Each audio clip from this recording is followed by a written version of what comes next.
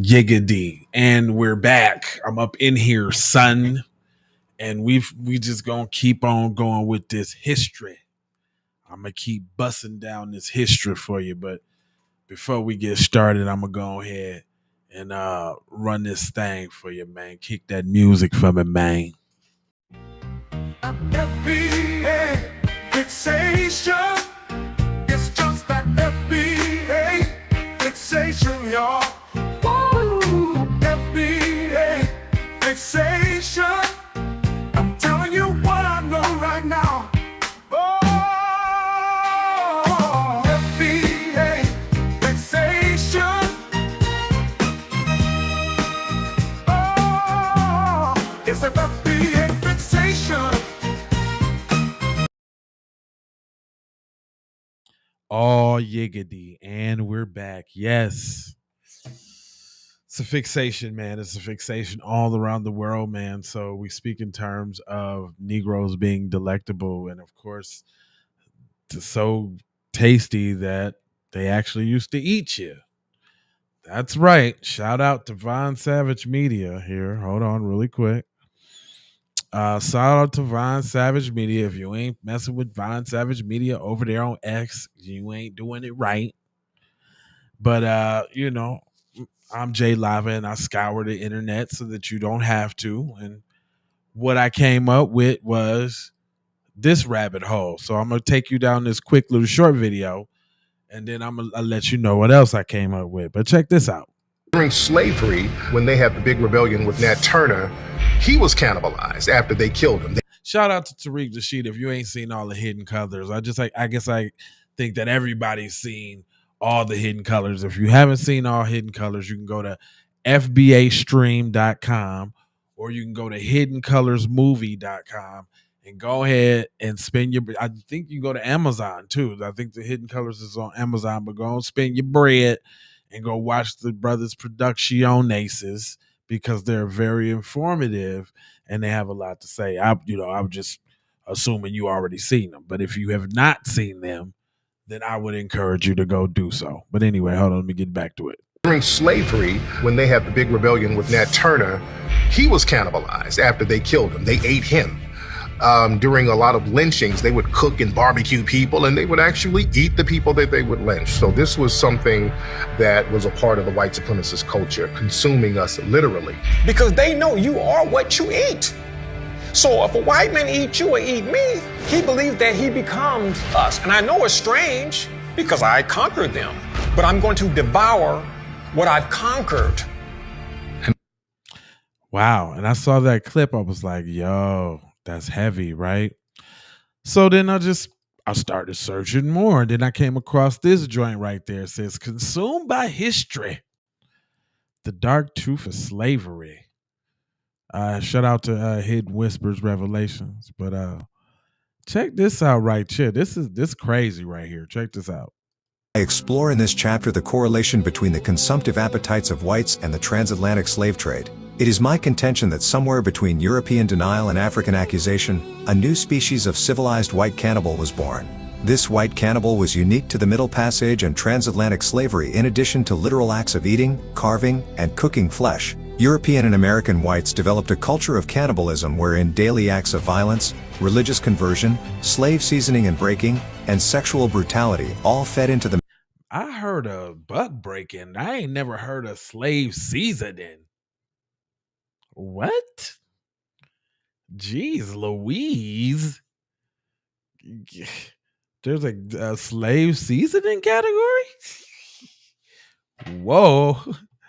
We're going to bring that back. We're going to slow roast this one. Hold on.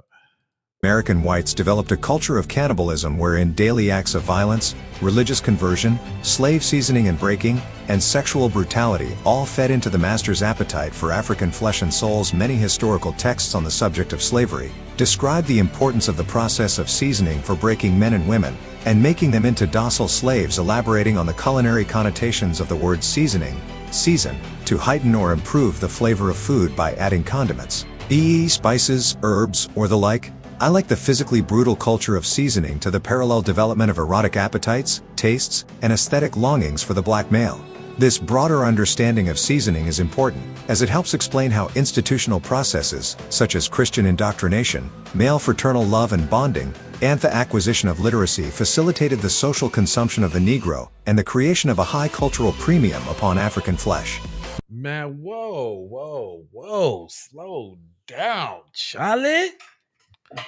Jeez Louise. I mean, you talking about erotica, you're covering a vast amount of subjects, bro.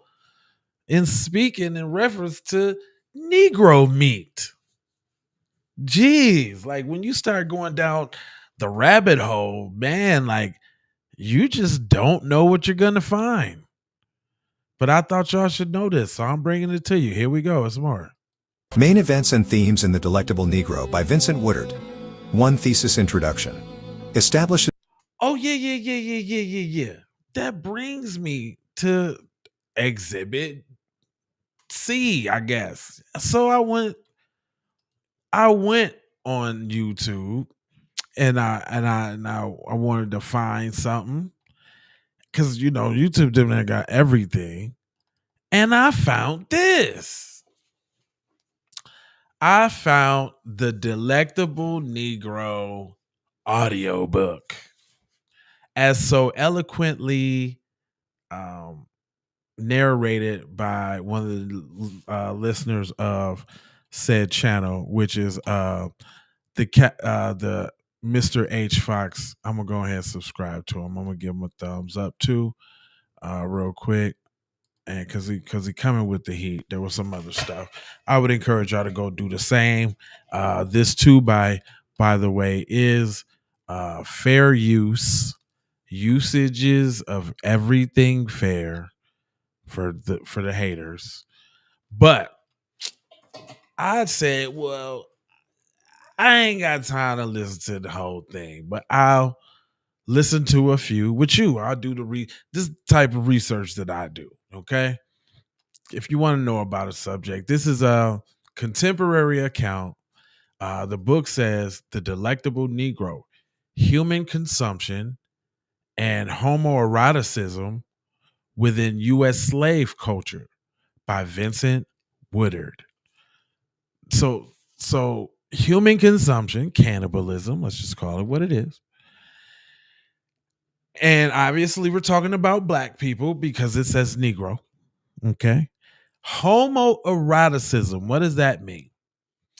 That means like getting sexual arousal from not only brutalizing, but also indulging in sexual behaviors based off the conquering of said people. So there was a movie made, Buck Breaking, that kind of breaks that down. Shout out to Tariq again. If you ain't seen Buck Breaking, you got to go see Buck Breaking. I bought that DVD.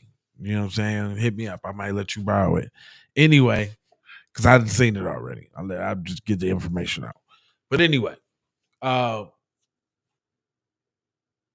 it's sick and twisted, man, if you don't get to really process how this plays out and how you see the effects of it in society today, on the day-to-day. I mean, in the TV shows, in the movies, in sports, there's areas in which white supremacy operates. Our great brother Neely Fuller, who recently transitioned, basically broke down that you can now go find that in fun, easy to digest cartoons on YouTube. Type in Neely Fuller, and his teachings will help you understand he in which you deal with.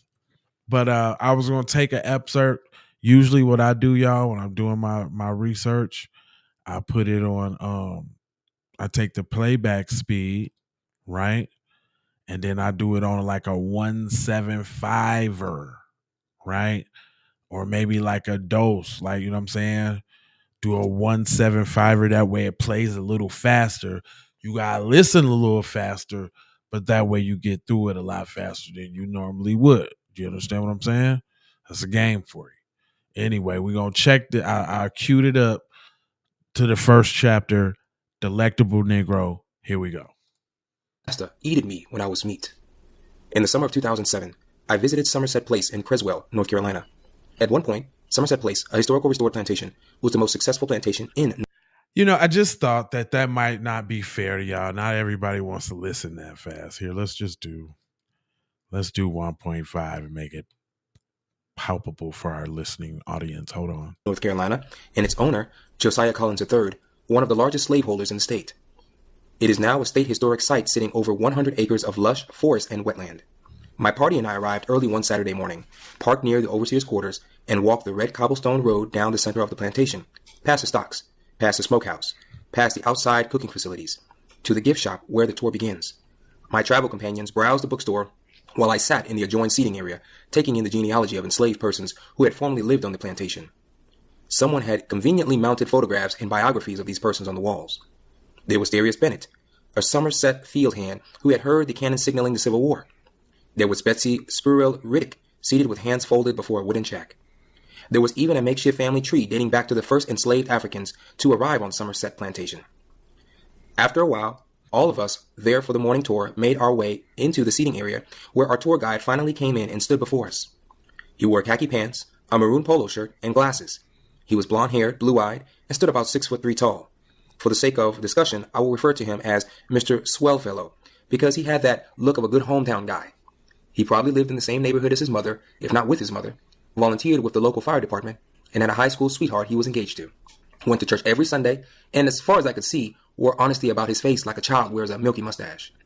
He was totally disarming and chubby and southern, and immediately attentive, standing before us, leaning on the mantle of the fireplace. After warming to us, he began by talking about the pictures on the wall, and quickly segued into minor details about the plantation. Not all of the original buildings had been restored to the plantation. This was a walking tour that would begin at the overseer's quarters and end at the big house. A woman who had once tried to escape was put into the stocks in the wintertime.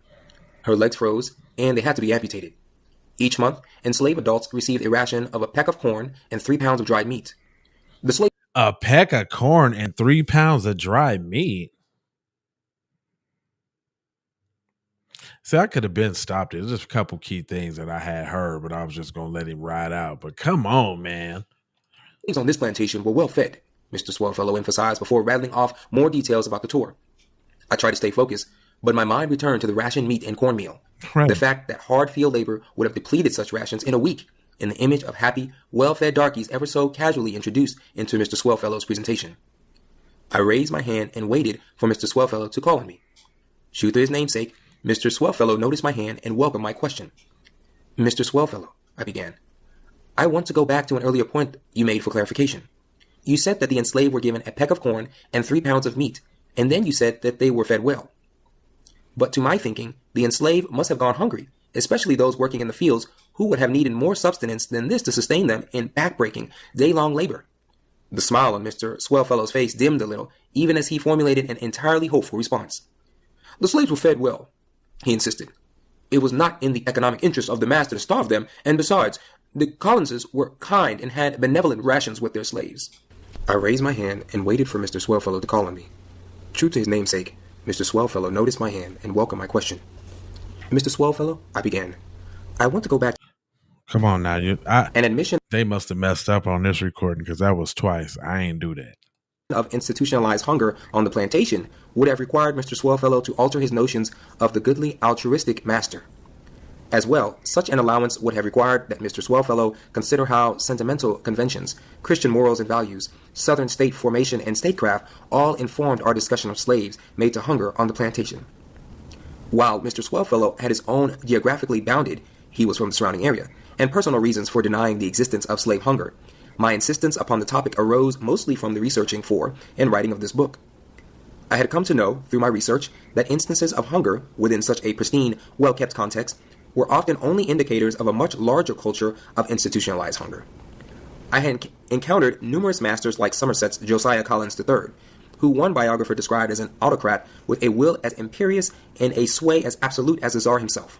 Josiah III, I would find out months after my plantation tour, fit the profile of the cultivated, overlording type of master who used hunger and all manner of social conditioning to wring from enslaved people maximum labor and to instill in these persons fear and self-denial. Hunger, with persons such as Collins, was often only the tip of the iceberg. So much more than hunger was at stake in my interactions with Mr. Swellfellow. If he and I could not talk about hunger on the plantation, then we would never, as individuals or a nation, be able to talk about other intersecting issues, such as social consumption, ritualized hunger, or cannibalistic masters populating southern plantations such as Somerset Place. For my part, my encounters at Somerset Place disturbed me and catalyzed in me a state of personal and intellectual reflection. Was the nation, not to mention the state of North Carolina, ready for an open and inquiring discussion into the topics of hunger and human consumption on the plantation? Was I ready to and capable of serving as mediator of this discussion, which clearly had a life beyond the book pages I had labored to fill over the years? In the 19th century, none but the most radical abolitionists believed the enslaved person's claims about consuming masters and their descriptions of a culture of human consumption pervading plantation life. Over a century later, not much has changed. Not only had we collectively forgotten many of the significant details of slavery that continue to impact the present, but we had also willed ourselves to forget the horrific forms that human hunger and the pursuit of power could take. Despite our will to forget and desire to reconfigure the past, the reality is that institutionalized hunger and practices of human consumption characterize life on many southern plantations. No topic disturbed and mystified 19th century America like the subject of human consumption under slavery. For the most part, whites during the time responded to this topic, as did Mr. Swellfellow, with an air of secrecy and shame. For example, one of the most notorious incidents of literal black consumption from the 19th century involved members of the whaling ship Essex, which sailed from Nantucket, Massachusetts in 1838. While Nantucketers still today have little to say about the incident, especially the fact that the first 4 crew members to be murdered and eaten by whites were black. Nantucket was known in the 19th century as a Quaker and abolitionist stronghold, and its residents then and still today find it hard to explain ship captains operating as slave drivers, African persons treated in a brutish manner aboard whaling ships, and, more pointedly, the master-slave ideology informing the consumption of the 4 black men. Colonial-era Nantucketers were not alone in their self-preserving silence. Slave-owning whites, for different reasons, covered up the reality of black consumption. Take, for example, the circumstances surrounding the consumption of Nat Turner, the black insurrectionist. Black members of the Southampton, Virginia community left oral records of whites who tried to coerce them into consuming Nat Turner's boiled-down flesh and entrails. Oh my gosh. I be doing this kind of research, y'all, because, like, you know, when you see the little video, you be like, yeah. But then when you really go down the rabbit hole and then you just get to listening, I bet y'all didn't know they boiled Nat Turner down, did you? You ain't know that, did you? You know they boiled him down and ate him up. You know people got body parts of Nat Turner right now. They passing down his family heirlooms. Not even him, just a lot of lynch victims. They got body parts, little nigga knuckles and stuff like that on in the freezer. Right. This is crazy. This is a rabbit hole. Just want to make sure. Let me see what we got on here. We got oh man, we got a whole bunch of people in here listening to some history. Y'all messing with the history, huh? Okay. Well, a lot of y'all I see is on YouTube, so make sure you say something in the comment section. Let me know. But I'm intrigued now about what I'm hearing about these stories about Negroes as food. Shall I continue? Black persons also implied that 19th century whites might have consumed the revolutionary as a medicinal substance. Whites from the time period dismissed such ideas as folk belief, arising from the backward and infantile culture of older darkies. To add to this, scholars of Turner's experience have, on the whole, denied, infantilized, or dismissed the observations of black persons. These scholars, it seems, are not aware of those aspects of U.S. plantation culture that were based in parasiticism and a dynamic of human consumption. In Slavery and Social Death, a comparative study, Orlando Patterson described slavery as a parasitic institution that white masters strove to conceal in ideology and act. According to Patterson, the slaveholder, in order to maintain an image of himself as civilized and free of parasitic appetites, camouflaged his dependence, his parasiticism, by various ideological strategies. Paradoxically, he defined the slave as dependent. This is consistent with the human technique of camouflaging a relation by defining it as the opposite of what it really is. Parasite is the perfect concept for my purposes, as it implies a range of consumptive acts, some resulting in immediate death, but most involving the passage of time and the incremental feeding upon the human host. Most of my examples of consumption on and off the plantation range from the literal murder and eating of black persons to what we might think of as metaphoric acts. I refer to these metaphoric acts, which encompass starving, flesh-seasoning rituals, and sexual modes of consumption, variously as consumption, human consumption, metaphoric consumption, instances of social consumption, and even cannibalism.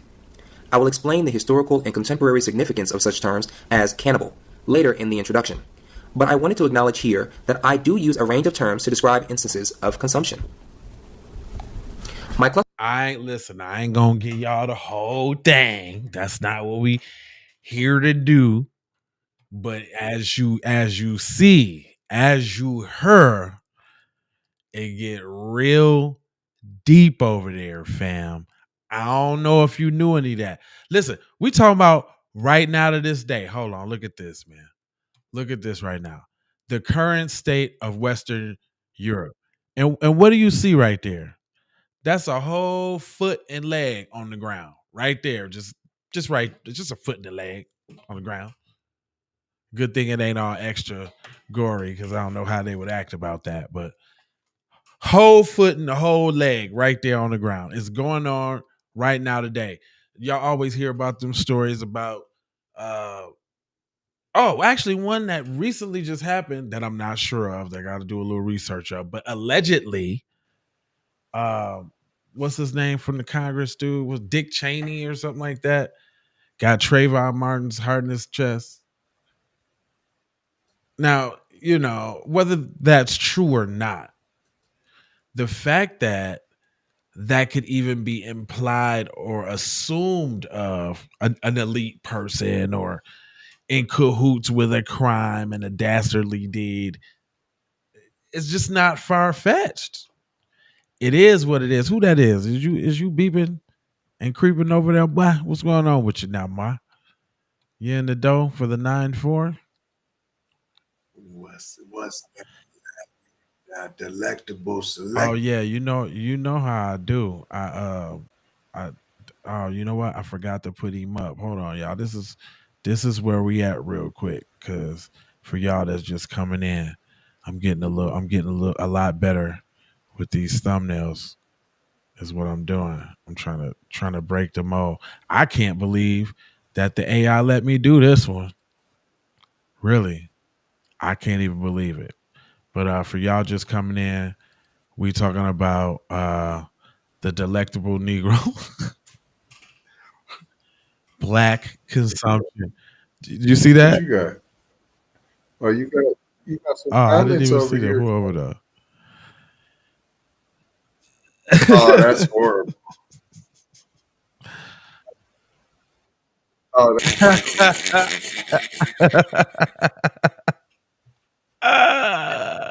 that's horrible. Yeah, man. I can't believe it let me do that, actually. But that's where we at right now, y'all. Let me know if y'all riding with me. So let me know if y'all want me to keep playing it, because it was pretty interesting. I would keep listening for research purposes, obviously. But yeah. Let me know if y'all want me to keep going, because it was just getting good, in my opinion. Stereotype and imprecise language that have historically characterized the topic of the consumption of slaves. As a common strategy, masters often hid their appetites and hungers in stereotypes and ideologies that attributed these characteristics to the slaves. Patterson describes a reality wherein the master deflected his appetites and hungers onto myths of the chattel slave as dependent, childlike, and somehow ennobled by the master's consumptive needs. In dismissing the bonded person's accusations of consumption as infantile rants, which I point out using Turner's example, scholars have reinforced the slave-owning, ruling class mentality and have helped to maintain a general code of silence regarding the master's appetites and sycophantic needs. Code. Y'all hear that? On code. They've been on code since code was coding. They ain't finna tell you about how they was eating people. They ain't tell you how they Coding since coding. They ain't since about coding. to tell you how they was breeding people.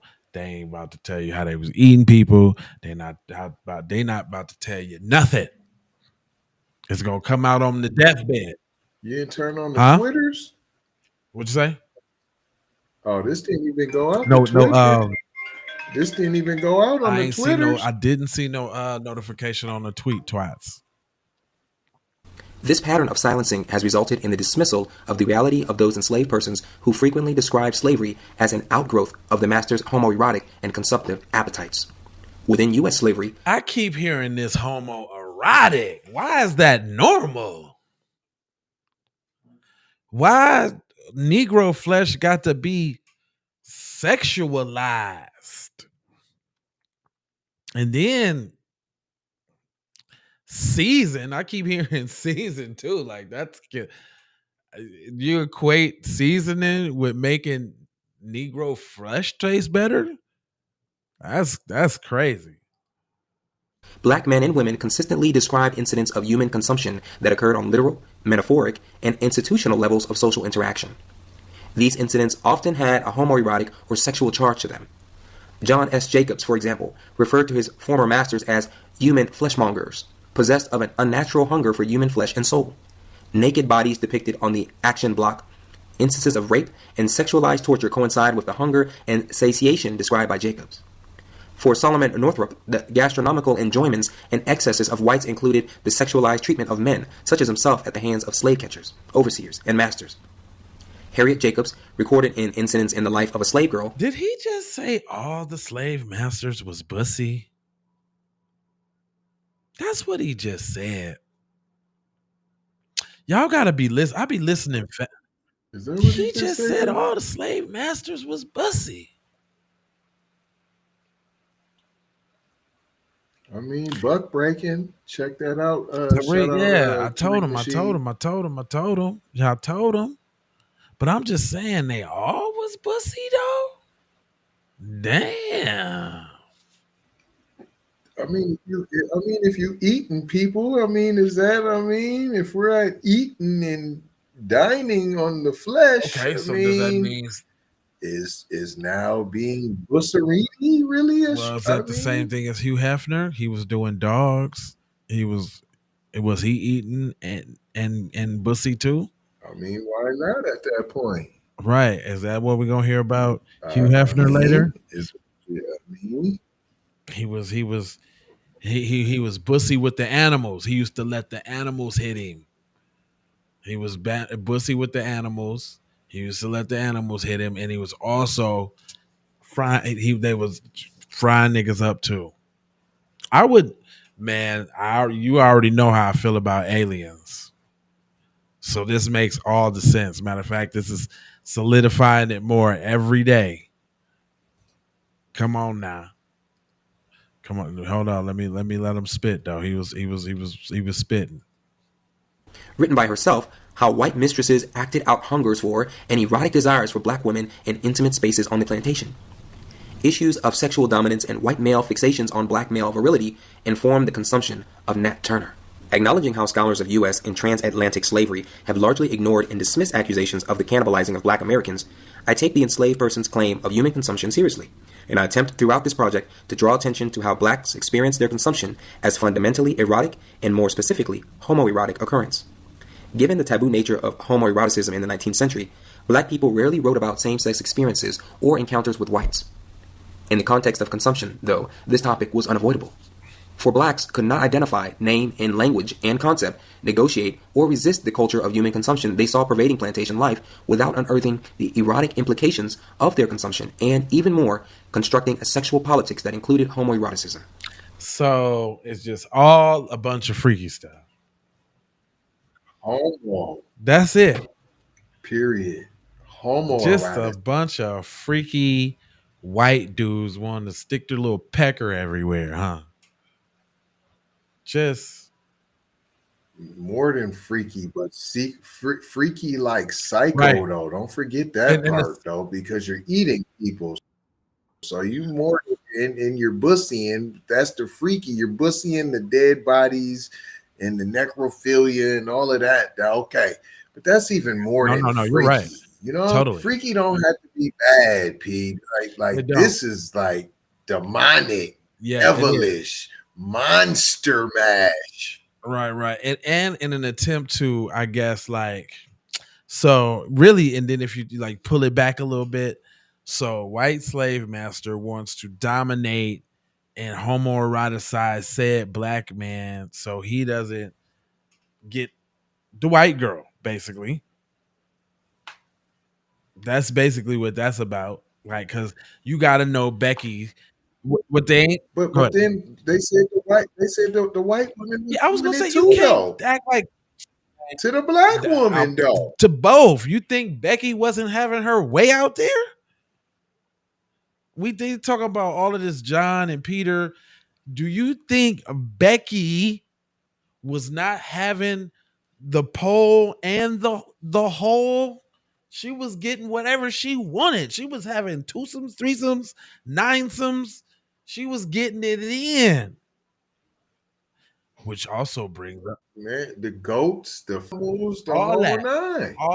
all that. But more importantly, the Negro slaves. She had her pick of those. When Cuz was away going and sowing his little oats on different plantations and da da da da da da, she was at the crib getting busy. But not only on top of that, does that have other implications about, where we are in a society, with some of our people choosing, that route? Like, is that what we not hearing? Is that another element into today's society that's not getting across? Right? The origin story of Right. that behavior. Because if you look in Africa, ain't none of them countries with that. They're fighting with America right nah, we don't do that over here. That's not what we do. We're gonna take sanctions, and if y'all don't do this, do that, they trying to force it over on the African people. So is this the root cause of it? Like, does it come back from them slavery days? You know what I mean? Because hurt people hurt people. Right. So it's been a lot of hurt people hurting people for a long time, right? But is this the original contributor of said hurt? Yeah, that's something to think about. Amazingly, 19th century black Americans, without conscious forethought, created an entirely new language and symbolic system to describe not just their consumption, but also the deeper homoerotic nuances of black life under slavery. Linking this personal reality to the larger national political terrain, they developed strategies of resistance, a politics of moral accountability, and a social vision of human consumption that implicated the most cherished values and tenets of the Republic. When black Americans describe instances of the eating, cooking, and consumption of flesh in slave narratives, newspaper articles, speeches, testimonials, sermons, and autobiographies, they not only question the national body politic, but also try to understand why and how they had become so delectable, so erotically appetizing to a nation and white populace that, at least rhetorically, denied and despised their humanity. A New Orleans physician, Samuel A. Cartwright, perfectly captured this denial of and despising of the Negro in his medical writings. Cartwright's popular views depicted the Negro as childlike, lacking civilization, and therefore a completely undesirable species. On the topic of Negro infantile behavior, he writes, Negroes, moreover, resemble children in the activity of the liver and in their strong assimilating powers, and in the predominance of the other systems over the sanguineous. Comparing the Negro's skin to that of an animal hide, he describes how his skin is very thick, and how he has a membrane called plisa lunaris, like that which observed in apes. He reserves his most sweeping comments for so-called African biological and racial inferiority, which, in his opinion, has rendered the people of Africa unable to take care of themselves. In reality, of course, enslaved black persons took care of whites, who often acted as sycophantic children in their demands, hungers, and insatiable needs. Under this cloud of delusion, wherein whites depicted the Negro as the helpless adult infant that they themselves embody, white hungers for and desires for the Negro could flourish. Well, I'm glad that he said that, because my mind was racing. I was about to snap out. I'm like, that's projection. Like, that's who they embody themselves when we speak about inferiority or superiority and skin quality and all of that. Like, we got the skin that can stay out in the sun. Do you call that inferior skin? Melanoma face ass? Like, stop it with that. So it's a lot of projection out here, and but y'all got to dig deep, man. I don't know if y'all ready to put that tinfoil kufi on like I am, man. We just dealing with aliens, dude. It is what it is. It's a couple scenarios, actually. It's a couple scenarios that make sense. Either we're dealing with an alien species that indeed came here to destroy and colonize. Even the word colonization, like, who does that? Alien species from another planet coming to another planet. They colonize people, but nobody ever seems to think about that. Okay, maybe it's just me. But we're dealing with aliens. Yep. We're dealing with them peoples. Because when you start to peel back the layers, some of the stuff that they accused of, man, you can't even fathom doing that even in a time of war. Like, you know how in war, like when it's on the line, and you know what I'm saying, it's women, men, women, and children, and da, da, da, da. Even then, you're gonna feel real bad about, you know what I'm saying, what you're gonna have to do to somebody because it's us or them. You're still gonna feel bad. This not gonna mean it's not gonna get done, but you're gonna feel real bad about it, right? If you have to inflict harm on said person, you mean you're gonna do it, but it's still gonna bother you a little bit. It doesn't bother these people any of the things that they've done, and let's not act like this is in the like the 1700s, 1600s. This is fairly recent. This is still going on. E.I. Jeffrey Dahmer. This is still going on. This is not. These people haven't disappeared. What, you think they didn't share the niggle knuckles recipe with they cheering? You think somebody that nobody else in the family knows how to cook like this? Come on now, use your faculties, boy. Use your brain. But there's more. This is getting real interesting. Now, I wasn't gonna give y'all too much, but I'm invested a little bit.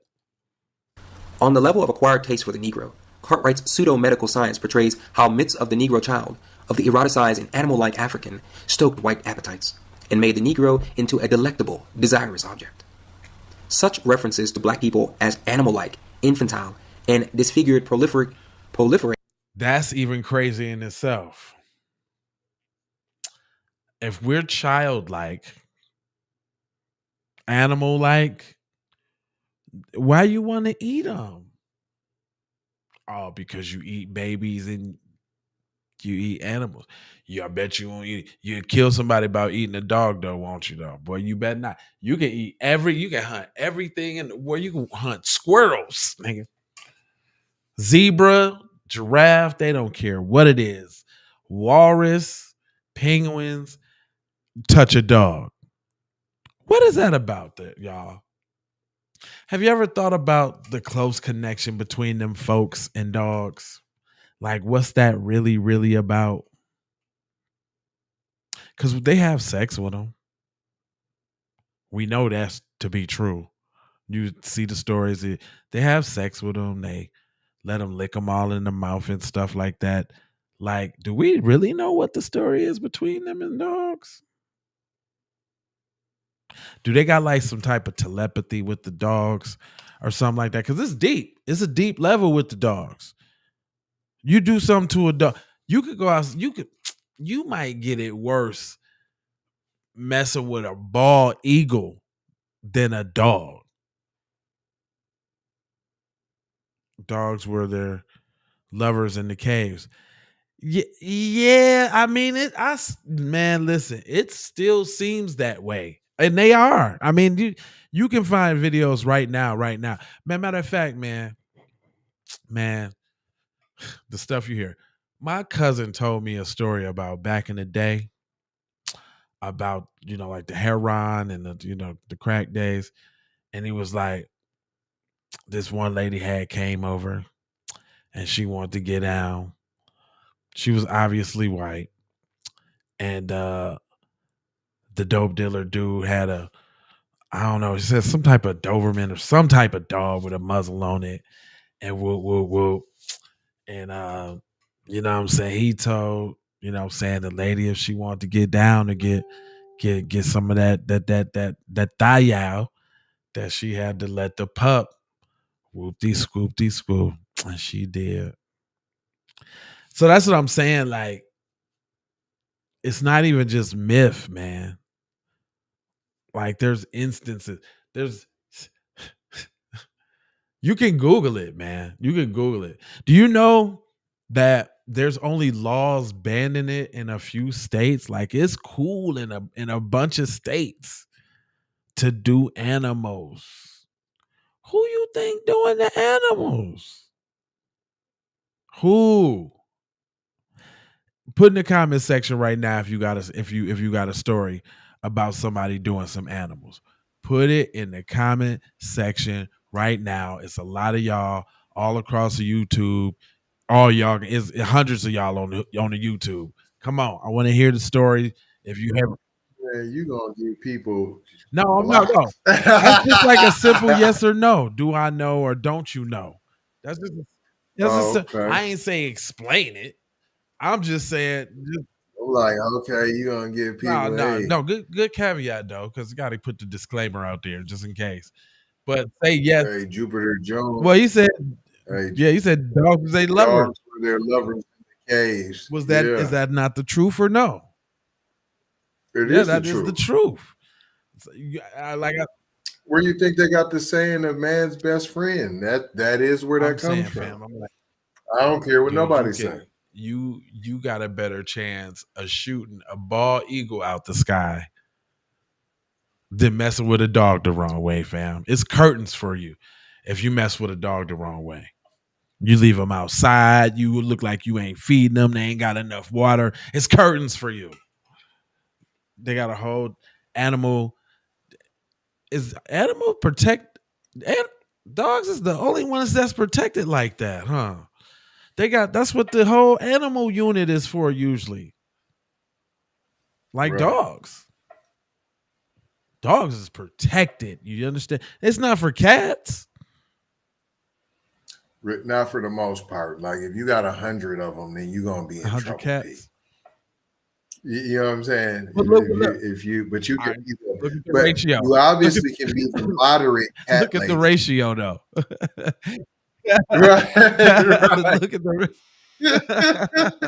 Look at the ratio. You got to have a whole bunch of them to mess up. Yeah, because you got the cat lady, and them is gonna be white. So you got. You can 20 cats is nothing to have. You know what I mean? Like I got 20 cats. Well, and for them, that's a nothing. And I'm liking to say the way that the animal laws is discriminatory towards, like, I don't know, chihuahuas. Because you know what I'm saying? Think about it. They gonna get you if you got a husky or a golden retriever or anything, pit bull, boxer, any big dog, American dog, big, you know what I mean? Let you have a chihuahua. You ain't never heard animal control doing something to somebody for the abuse of a chihuahua. You just or the dog. Police dogs are treated with more dignity than that. Of course they are. What? Yeah, no doubt. You get life in prison for messing with. What? Don't mess with one of them horses either. Oh, that's sad, man. I don't know if y'all know about Minneapolis at night during the nights that black people want to kick it, but we are accustomed to being corralled off the set with cops on horseback, with streets being blocked off, with the you get on the highway and get away from here. You're down kicking it, get on the highway and go away from here. There is no kicking it down here, no having fun. We don't want to see you. And we're spraying mace in the air anyways, just for regular. Spraying mace. Get out the city. It's terrible, man. I'm like, man, where else does that go on? That's crazy right there. That's Minnesota. You better not mess with one of them police horses. That's Minnesota nice for you. All right, hold on. This is getting real good though. Like this delectable thing. Hold on. In pro-slavery rhetoric. They are so common that we do not naturally think of them as indexes of desire, of white people's fixations upon and obsessions with black bodies and sex. Even more, we are not in the habit of reading homoeroticism into comments made by persons such as Cartwright. Within the culture of consumption, there existed numerous examples of homoerotic affection between black and white men, sexualized violence, and incest bonds, among other phenomena. Yet such affections were often veiled or hidden within rhetorics of objectification and abjection. For white men, sex with and sexual attraction to black men was a natural byproduct of their physical, emotional, and spiritual hunger for the same. For black men, on the other hand, homoeroticism was a means of resisting, accommodating, and transforming the discourse of black consumption. For example, in the process of speaking about their sexual consumption, black men crossed gender boundaries, adopted the genders and identities of black and white women, and imagined themselves giving birth to new archetypes of the nation. Within black nationalist movements dating from slavery to the 1960s, black men linked effeminacy and homosexuality with the white desire to culturally and spiritually consume black men. Even black women in the late 20th century linked their discussions of mother hunger and self-consumption during slavery with violent acts of homoeroticism, references to male rape and oral violation. While the culture of U.S. consumption frames my narrative, this is a book as much about homoeroticism as it is about flesh consumption. Damn, it's just incestuous. The tie between the two.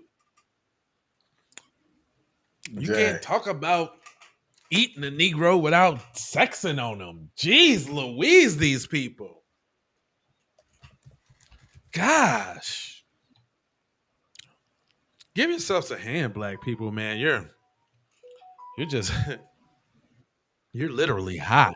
Incredible. I'm saying you're literally hot, on fire, tasty. Like, notice all the slang that they got too. Like, when you hear this, a lot of stuff starts to become apparent. Who's running the music industry? Why does everything got to be sexualized? Because they looking at you like a shish kebab, nigga.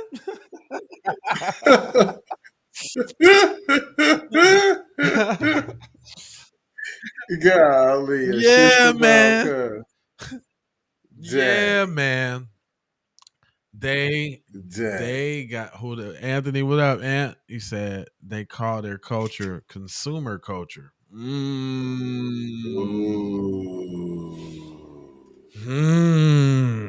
Yeah, I mean, I guess this book covers that. Like, they're consuming not only, I mean, we see it every day. Every day, people got Negroes in their mouth in more ways than one. Everything. Their vernacular, their walk, their talk, so much so that when they encounter you, all of a sudden, they get these new words that they don't never use no other time.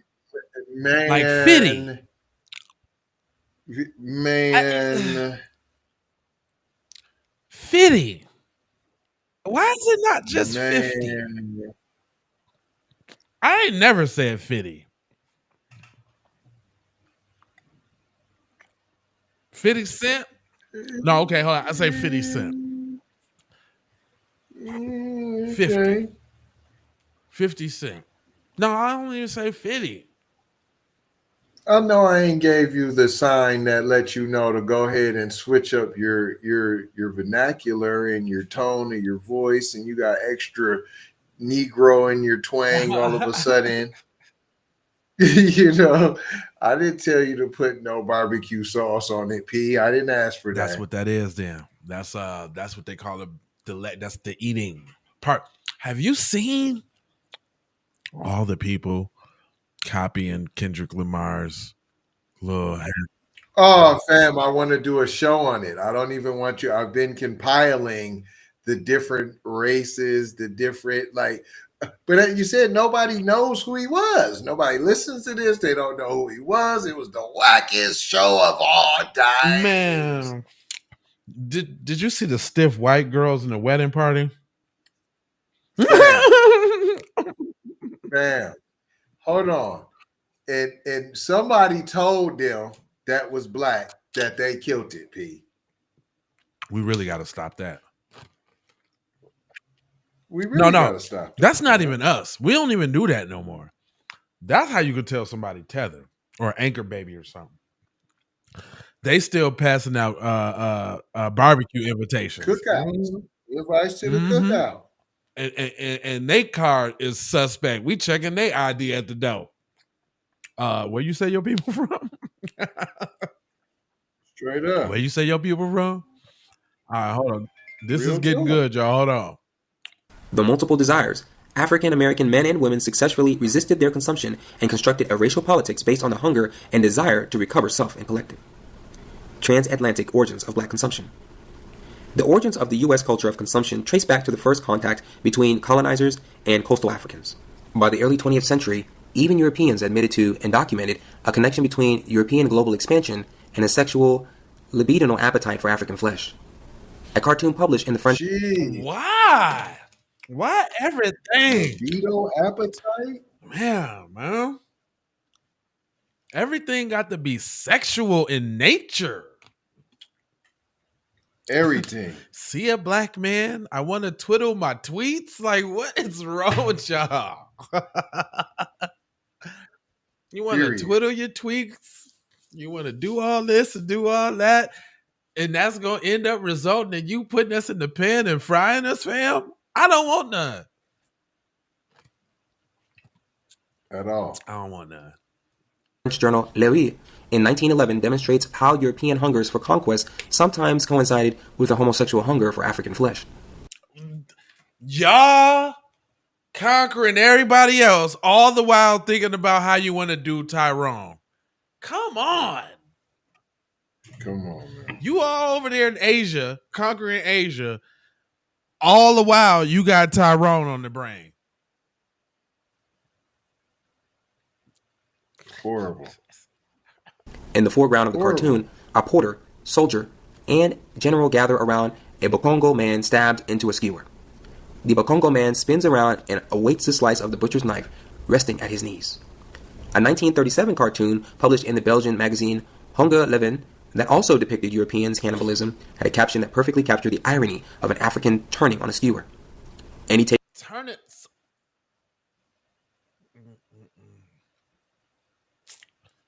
So they even do it across the pond too, huh? Yeah, it's global. Dang, everybody will not. You want to be the Negro, you want to see the Negro, you want to eat the Negro, you want to do. But see, the Tethers knew and they ain't said nothing. That's crazy. That's crazy. So now, because when he says skewer, I automatically start thinking about those lynching photos over here with them roasting cats. What you think they was cooking them for? It's right there in your face. Right. That was a lynching / barbecue. They want to get the meat just right. They said the Negro skin is tough, so you got to cook it longer. Like a pork chop. Damn, this is crazy, man. And let's not forget, none of these people have gone away, y'all. They're still here. Them and their families. Right now, today is the birthday of some great grandpa or grandpa. He's looking down on all his little children. And you know, he done told them the stories before. They know grandpa used to eat niggas back in the day. They know that. They proud of it. They wanted to go back to them days when they was in control like that, when they could just eat niggas when they want to. It's crazy. Right. I know it's crazy, but I just want you to understand. You just got to understand. It's a little more. We'll give you a little more. I'm going to give you a little more. Takers for Negro soup? Such cartoons depict a different species of cannibal. And Takers of Negro soup? They're so common that we do not naturally think of them as indexes of desire.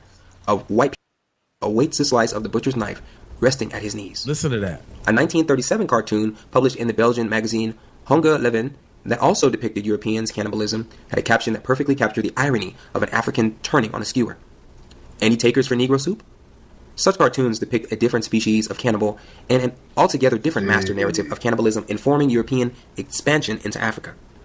The word Congo is tattooed on the African man's loincloth, establishing a connection between the carving up of Africa by numerous European nations and the carving up of the African male body. The homoerotic... What? Don't tell me they over there eating y'all in Africa and y'all ain't really saying nothing about it. That's what I'm trying to tell you, fam. That's what Don't I'm tell saying. me they're over there feasting on y'all, fam, and y'all willingly giving up Ubuntu skull and bones for some Negro soup, man. Cause you gotta know it's happening and they ain't speaking up about it. They're not. That is Period. that why they trying to get out of there so fast? They trying not to get eaten. Because they try not to get eaten. Then you gotta wonder, like, what about like, some of these allegedly or hypothetically, like what do wars really be about? Who's gonna Right. get what food? Who's gonna, you know what I mean? Like, Who gets one yeah, part of the Negro yeah. to feast on? Because notice how they always saying they divvied up and they cut up Africa as if it's a steak. You Right. know what I'm Come on now. saying? They Come on now. always talking about, yeah, we the language they use, carved up Africa. Like a turkey. You know, Like a and turkey. why is it only the European nations got a piece of Africa? Like a piece, like a piece of flesh, a piece of chicken. Right. You understand? Okay, because we know Indians and Chinese people is black, right? Even though they don't claim it, even though the original them is black, right? But not the European though. Right? So yeah, you got China over there in the exploitive, way, building the infrastructure monetarily. But you got to know that the Europeans chopped it up on some, man, this our food over here, this y'all food over there. And they went to war about that. Right. That's aliens, fam. Was that, hold on, is that what really the war of the North and the South was? Y'all eating too many Negroes? Because neither one wanted to stop the eating of the Right. Negro. It's just you eating It's too not many, fair. fam, and you leaving all the Yeah, y'all got evidence. all the Negro. That's not fair. Y'all got all the Negroes down there. You smell me? There's no way they're eating blacks. How it ain't no way. Sway, just tell me how it ain't no way. I just need to know. You right up there on the screen. They can see your comment too. Everybody can see it. Go ahead, tell us why. Tell us why it is not possible. Because I say it damn sure. I say it damn sure is. I'm saying it happened. I'm saying it's factual. There's more, because there's more account. Hold on. Erotic bonds shared among the white men gathered around the African man highlight the promise of Negro soup, with the Bakongo, Congo man serving as a symbol of their common purpose and desire. The African body is spread-eagled before this tableau of male bonding. The general and his captain of arms, who turns a skewer, look across the black man's body into one another's eyes. The other men, bent over the half-naked body, appear to be captivated by their vulnerable prey turning delectably on the skewer. One soldier has his hand on his hips. The other has his palms pressed together and tucked tightly into his groin. The knife in the general's hand resembles a phallus, thick on the bottom and narrower at the tip. With his phallus in one hand, the general squats between the African man's legs, holding his calves apart. The Bakongo man is positioned in a manner that provides for easy anal access, the missionary position. In the Belgian cartoon, sexual erotic tastes are indistinguishable from the palate. The knife. What? What? What? Hold on. What? So does that give another meaning from the Ruda to the Tuda? The Tuda to the Ruda, fam. So like, Hey, so what is that? Barbecue love? What is necrophilia? Barbecue love? Oh, not barbecue love, How you fam. gonna do it with the barbecue? Man, these people. That's just you, fam. I be looking at little movies when we be watching movies and how they just get it on in the kitchen and it be food and they be Amer- pouring the American sauce on Pie. each He other. did it to the. Like, Like, come on. damn. I'm like, ugh. And they just like, oh no, that's cool. Like I go to like the few strip clubs that I've been to, fam. I can't eat there. I can't eat and watch the chicks. So I gotta eat around the corner. So I can't be watching y'all eat because it takes away my appetite, Pete. But here they is, just hand me another breast assist, literally. He not only is they barbecuing my man's, but they doing my man's. Why he's still hot? Is he dead? Did you do him first and then you like I eat him after? So then, so then you got all your sweat and dip, and then so you're eating some of that on the grill, guys. Like, is that butter? Like bussy butter? This is crazy, fam. This is a rabbit hole that I decided to go down, and I ain't even know it got that deep. Y'all getting this firsthand knowledge too, because I'm just like, you know how you hear about these books and these things. Well, here it is for you. Then hear it right here, right on this for you. Knife and the phallus are interchangeable signifiers. This cartoon. The knife and the phallus are interchangeable. I've heard the term "the ish on my knife," so like that's a double entendre. Wow. It all starts to be apparent, man, when they break. Depicts a widespread belief in Western and Central Africa that Europeans were cannibals. Groups such as the Igbo, Bakongo, Fanti, and Guinea all thought of European interlopers as cannibals. A century earlier, for example, Ali Esemani of the Borno people in Nigeria described his encounter with a European cannibal in a manner laden with terror and homoeroticism. A Sami is transported a slave throughout many Western African regions. Slave traders finally bring him and a group of kinsmen to the home of a white minister in Bathurst in 1818. The minister comes out of his home and surveys all of the slaves. He takes a marked interest in Esami, who recalls the man took hold of my hand and drew me into his house. According to Esami and the other Africans assembled, the white man strongly desires him, takes a delectable interest in this Bonu man. The terrors and observations of the other enslaved African persons erupt into whispered rumor. The white man has taken Ali and put him into the house in order to slaughter him. Inside the house, Ali imagines his seducer wielding a phallic object, a long knife. If this white man takes a knife, he thinks to himself, and I see it in his hand, I will hold it. The threat of sexual domination and dismemberment hovers at the edges of Isami's imagination. The Africans translate white male phallic power over the effeminized African subject into an erotics of appetite and eating. The slave trade ferried this culture of homoeroticism and consumption aboard slave ships across the Atlantic, where it took root and assumed a number of new forms in the context of chattel slavery. For example, within plantation culture, this culture of consumption took the form of whites literally flaying and smoking African American flesh, and overt references in slave narratives to masters literally and metaphorically consuming their slaves. For the slave, this culture of consumption. Yeah, I mean, they're coming right out with it, man. It ain't. I mean, right down the middle. You niggas was good. We used to barbecue. Not hold on. Talk about being invited to the barbecue. Y'all, we can't stop y'all from giving out invitations to the cookout.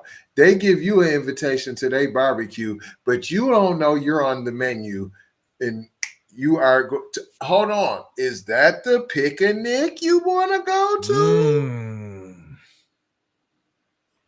So they picked. That was the picnic. Yeah, that's it. Picnic to barbecue, guys. It's right there in your face the whole time.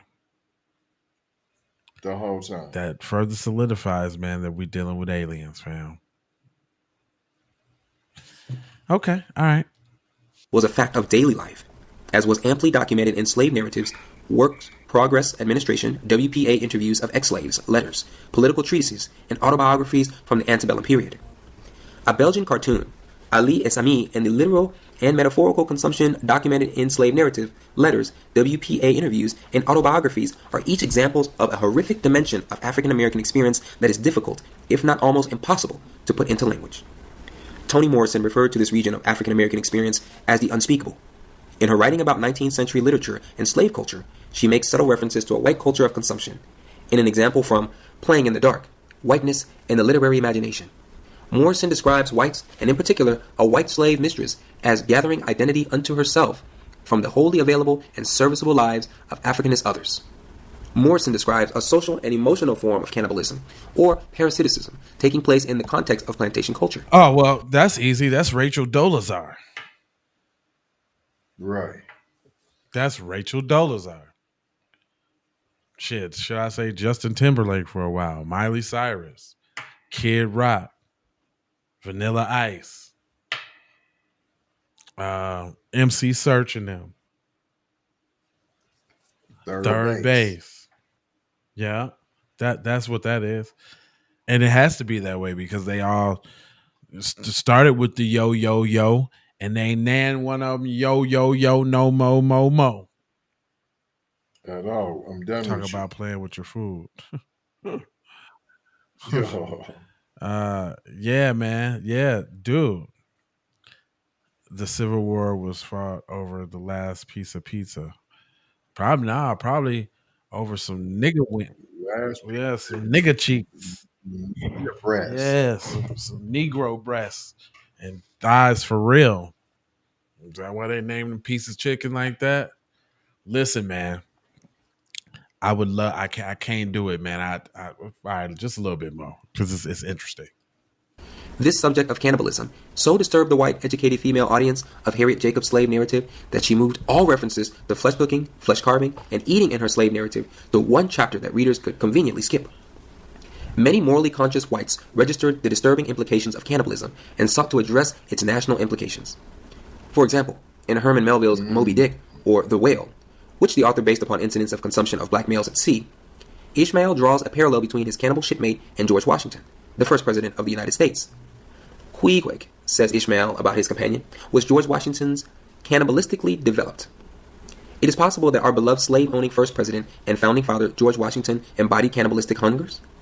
This question, posed to a fictional character, struck at the heart of American founding mythologies, national issues of hunger and taste, genteel posturing, and ideals of a pure white fraternity. Well, it ain't too far, you know. You said Abraham Lincoln, right? Or is it George Washington? Because Abraham Lincoln had Negro teeth in his mouth, like real slave teeth. So if you put their teeth in your mouth, then you would eat them too. Oh, there's no doubt. Yeah. Oh, they already said it's inherent. Yeah, they did say that. For African Americans, this question was much more personal and poignant. Most slave narratives contain overt or covert references to flesh eating. In his Narrative of the Life of Frederick Douglass, an American Slave, Frederick Douglass described the entire institution of slavery as a towering cannibal being. There stood slavery, glaring frightfully upon us, its robes already crimson with the blood of millions, and even now feasting itself greedily upon our own flesh. Most of what Douglass knew and felt, though, about his institutionalized cannibalism remains unspeakable and undocumented. See, that's what I'm saying. Why is vampires so popular?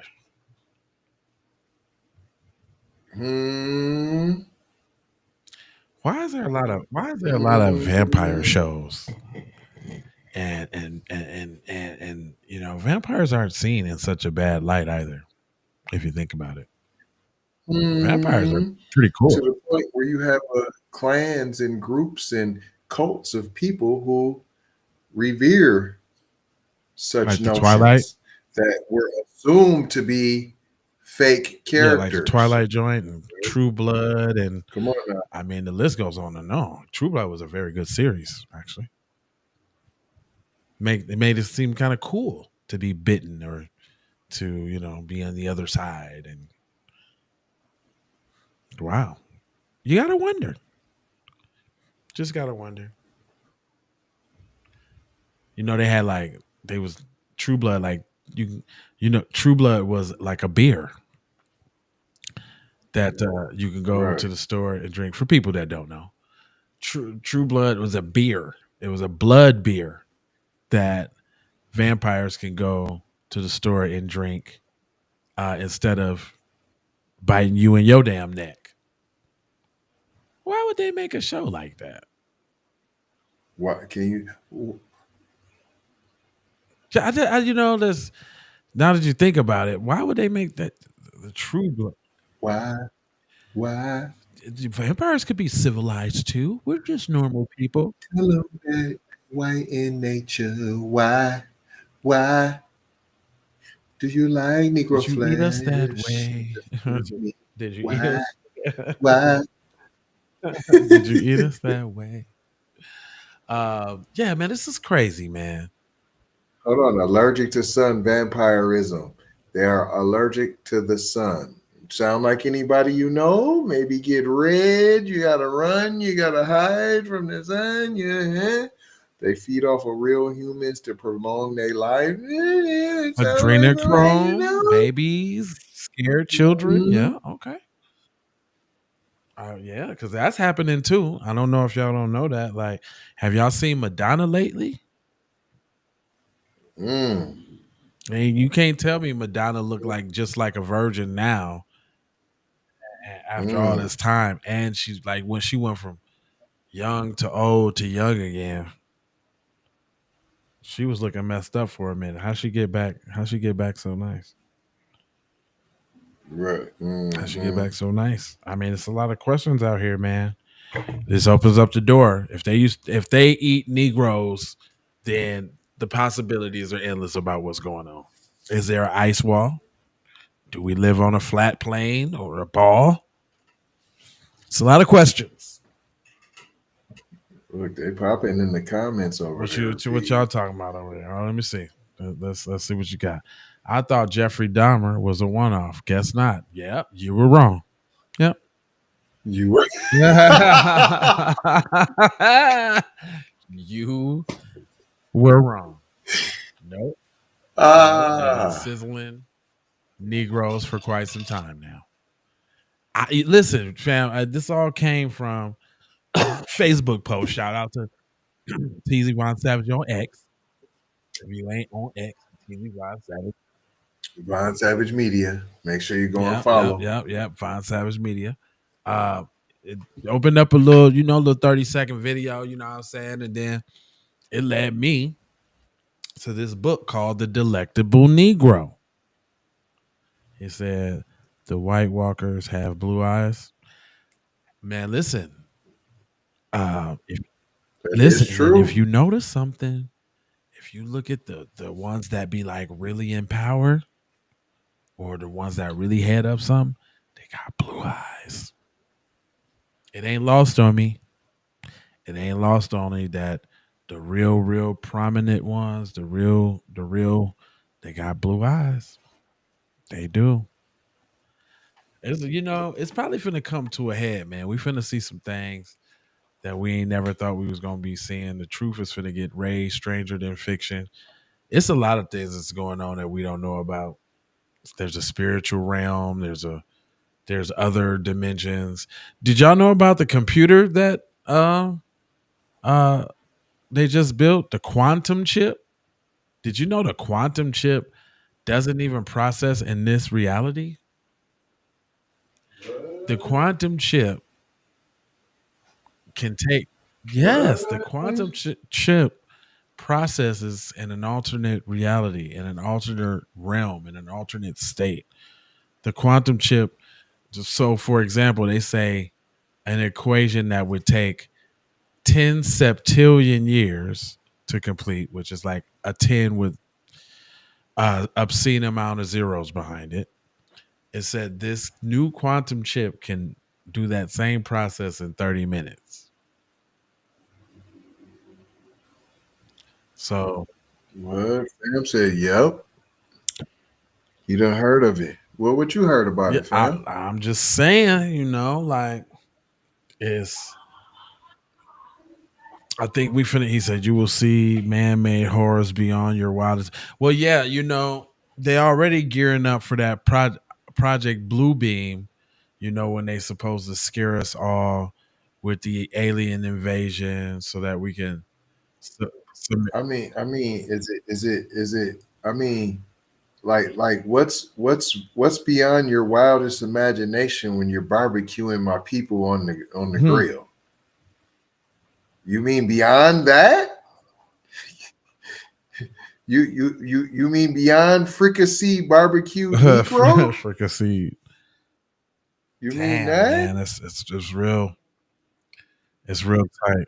Hey, did you a little along them lines? Did you see that scientists confirmed the existence of time reflections? Are you hip to that? What does that mean? Like the process of looking so far back in the future? Oh, I just advise everybody to. I don't even want to tell nobody because if you don't know and then you don't go and check it out, then I can't help you, fam. What you say it was? You can't say you know. Time reflections. Scientists have confirmed the existence of time reflections. Y'all check that out. That's crazy. Do you know that got you thinking? That makes me think about the parallel universe thing and the what we call the Mandela effect. And how they be trying to do them little psyops to make us not remember what we remember, but we remember it, and people coming up with proof, like the Chevette. I mean, basically, how they're trying to erase our history. Basically, the same concept. Mm-hmm. They're establishing trade with demonic counterparts and the other dimensions. Woo-wee. I'm telling you, fam, done said a couple joints. Yeah, that right there, and that's not unfathomable. It's not outside of the realm or the range of, man. We don't know these folks, man. We don't know these folks. Just like what I've been getting into lately, like the way these Capitol buildings and these structures were built, fam. What y'all know about that? Y'all know about old world construction? Because they keep trying to tell you, like, all right, prime example. I know you done been to the St. Paul courthouse, right? Yeah. When you walk in that joint, when was that built? Supposedly. What, the St. Paul courthouse? I ain't sure, but it's just a quick wingle. Man. You know what I'm saying? 1931. It was built between 1930 and 1932. The cornerstone was laid on October 20th, 1931. This be St. Paul City Hall and Ramsey County Courthouse. Yeah, I see that, the 32 joint. But you see that like little architecture and all of that, like that, like the detail and all of that. They ain't have diamond cut tools and all of that back then like that to do all that. Or just like prime example, the Washington building, like the Washington, you know what I'm saying? Like them buildings with all that intricate little detail and them marble pillars, big stupid marble pillars. Like, have you, okay, for example, like how they say Chicago was a city. Like if you look at the evolution, it was like 18, 23, 24, it was just a farmland. Then 1850 something, it was a couple village houses, and then 61, the whole city's laid out. Because they going crazy in the comments, fam. I think planet Earth might be owned by vampiric alien time travelers. Tartarian, yeah. He know what I'm talking about. Yeah. I'm saying, that Tartarian. I've been checking that out, fam.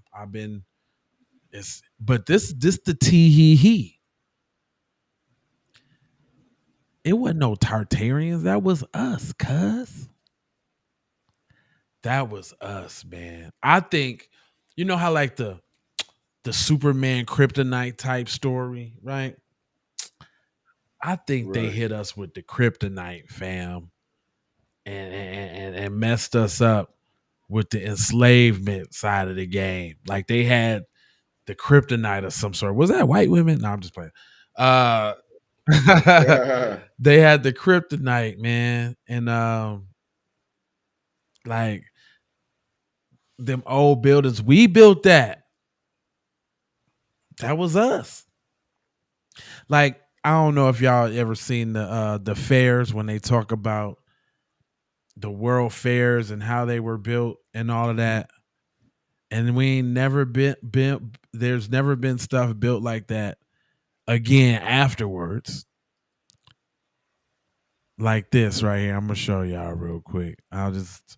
This is totally off, but it's on though because this is why they eating us up and all of that because that's why they want to get rid of us, man.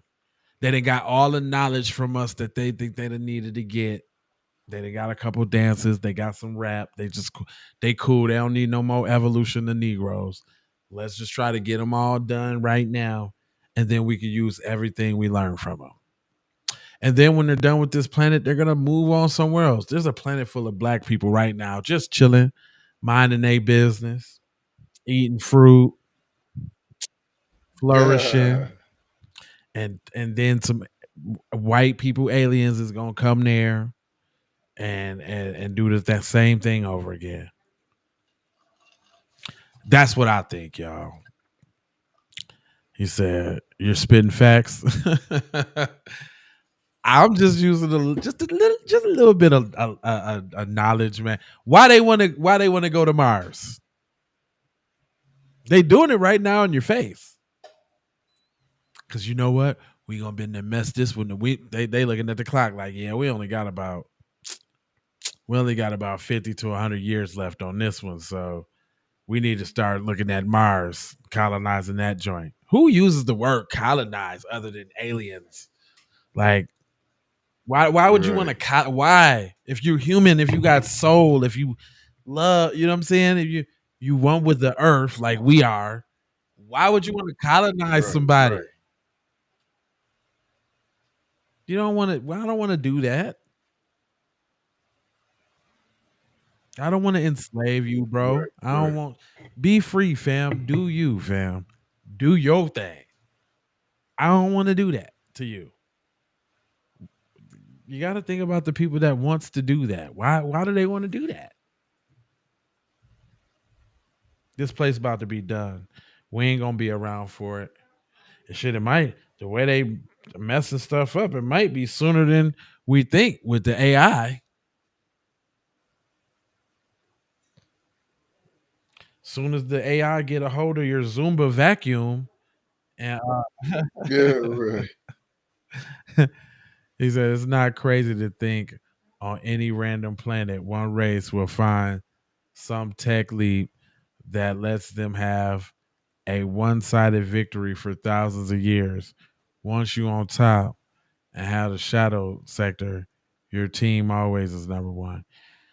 Man, listen, that means that either one, we live in a simulation. You know what I'm saying? Because it ain't in any video game. You know what I'm saying? The bad guys don't always win. They make the levels hard, but you eventually win. So either we're living in a simulation or we been colonized by aliens, or dig this one. These is the lands that was untouched by everybody outside the ice wall, and they with they little technologies and civilizations, you know what I'm saying? They was like, oh, we found the true people of the lands, because we got to be the true people of the lands. So we're the true people of the lands, and they came, and now they done found a way to colonize the inner ice wall, and either way they aliens. I guess aliens runs true no matter what the scenario is, because either they from another planet or across the ice wall, or the formers of said game or programmers of said game. Because if you program the game, when you program the game with you on top, Right. you know what I'm saying? If this was a game, which it seems like a game, so we in GTA. If you think about it, we in Grand Theft Auto. Because think about it, you could walk around all day and you could choose not to interact with the NPCs, and you just be on your own mission. But when you do decide to interact with the NPCs, then you get all type of side missions, good or bad. You never know what the mission's gonna be. You done met somebody, now you got a baby by the mugs because you done interacted with that NPC. You done said the wrong thing to this NPC, you stepped on the shoe, and y'all got to fighting at the club, and he beat your monkey ass. You know, you done you said the wrong thing to your NPC at work, now your ass is fired. Done. You know what I mean? This is we really if okay. So okay, if that's the case, people, check this out. This is a jewel for you. If we are in a game, right, then that means you could easily decipher who the enemies are, how to get better health, and how to level up. You're in control of your own character. But it's your programming though. See, like if you think about some like karma or like some reincarnation, like your avatar probably been used before. You're probably still dealing with residuals from your last player. You know what I'm saying? Now you in the avatar now, and it come with a couple quirks. You know what I'm saying? But it's your job to master it. It's your job to master it. What's the difference between you and Jay-Z?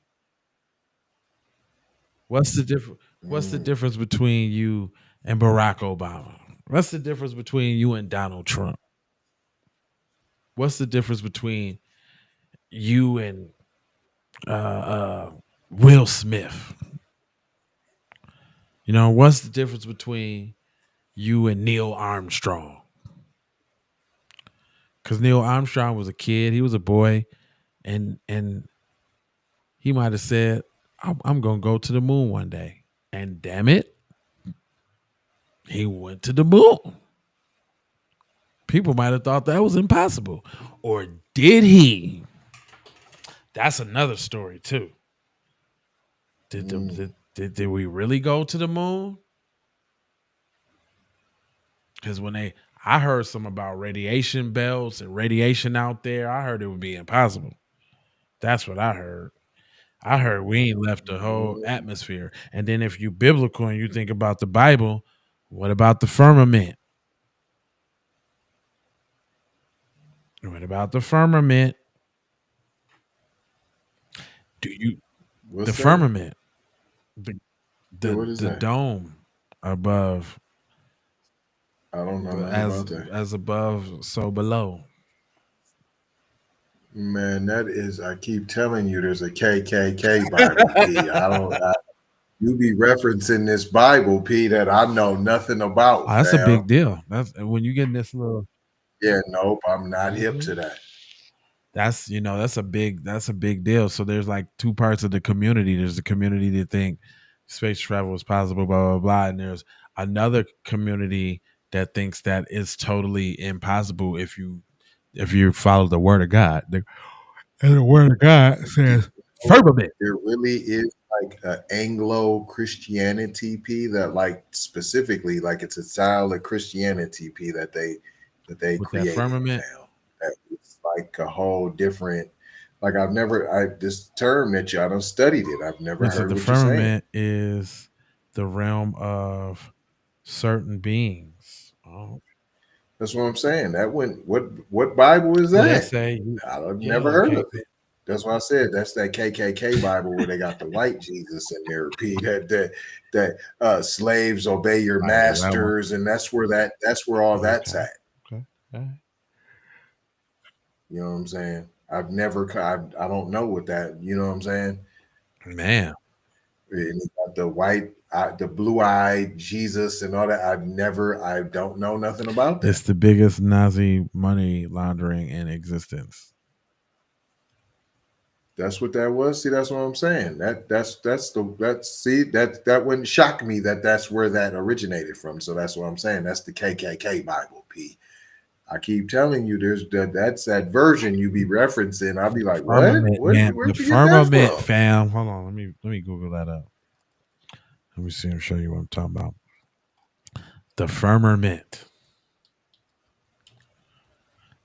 Even Eddie Griffin Yeah, talked about the firmament. who Eddie did? Griffin. Yeah, I ain't. The firmament in the Bible. Okay, here we go. It says in the Bible, the firmament is a solid dome that separates the waters above and below it, allowing dry land to appear. The word firmament appears in the King James Version of the Bible 17 times, mostly in the first chapter of Genesis. Oh, okay. Yeah. I'm like, what are you And here talking goes a about, picture fam? of said firmament. The firmament. The firmament. I listen. I don't know nothing, so I just be, I be taking in information. I can't verify or deny none of this. Nothing. I just don't know. But that's the firmament right there. You see that? Heaven, Uh-huh. realm of God is up there. That's P.S. Deuteronomy and whatever, and then the waters above appear in those three chapters. Then the firmament, that's in Genesis and Job, and then the waters below. You know what I'm saying? Boom, boom, boom, bam, boom, bam, bam. The underworld, earth, blah, blah, blah, blah, blah. Bing, bing, bing, bing, bing. Yeah. Christian Orthodox, fam. Look, I never heard of it. Look, fam said, didn't they just admit they found an unlimited underground ocean? That's the water below. Mm, Yup, cuz said, yup. mm. Ooh. Yes, I'm saying, man, it's a lot going on out here, man. The tree. Ooh. Man, shout out to our We got viewers, P. We got some very we intelligent do, sir. viewers, We do. P. We do. We do. That's what we do. I ain't gonna lie to you now. I ain't gonna I be ain't able gonna I ain't to. gonna tell you no lies now. They pretty smart. Now they smart. Smart. Uh you say the church is deeply involved in the alien cover up shit. I can believe that. I can believe that. I can believe that. I mean, what is the church? They with the touchy feeling. I mean, who gives the church any credibility? Especially not Roman Catholics or nothing like that. When y'all playing three card, Yeah, that's yeah, when y'all horrible. playing three card money with pedos, you know what I'm saying? Y'all just moving them to different churches and all that. Come on now. I'm surgical with this P, with the truth P. Right. That's right. I like that. I like that. Quite the beat, my friend. My friend. I like. Oh, my fault. I didn't mean to do that. I want to keep it. Hey, He said I'm P. surgical P. Straight up.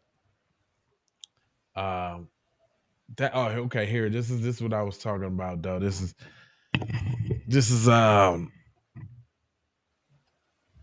the crazy part, man. Like when you think about they try to tell you that around certain things is built and when they was built and all of that. Nah, fam.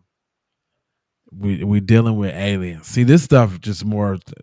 This is more indications of the alien claim to me. Like some of this stuff is not of this world. Like just some of these things, because when you talk about, hold on, let's see. No, this ain't a good video. But when you talk about when stuff was built, was fake. Let me see. I'm just googling while I'm trying to talk to y'all. why the World Fair seemed to have disappeared entirely. Did y'all know anything about that? You know about that, Tease? Yeah, man. So this is what I've been looking at. Like back in 1893, right? And back in the 1880s and 90s or whatever, they had these world fairs all over the United States. They had one in San Francisco. They had one in Omaha, Nebraska. They had one in St. Louis. They had one in Chicago. They had one in New York. They had one in a couple other places. And they had these big grandioso structures, water, statues, all of this work carving that would have took a lot to do that I know that they was not capable of doing back then. Right? But they trying to say it was, they saying this stuff was built in 2 years, man. 2 years. Okay, here we go. Here go a good one. Because that illustrated the point. But the Chicago's World Fair was supposed to be built in 2 years. These buildings, fam. I don't know what the value was like and all of that. But they're saying that these buildings and these structures was built, hold on, I'm sure, like this right here. These buildings and structures, these canals, these waterways, boom, here goes a great picture. That's the World Fair. That's the World Fair in 1893 in Chicago. They say that was built in 2 years.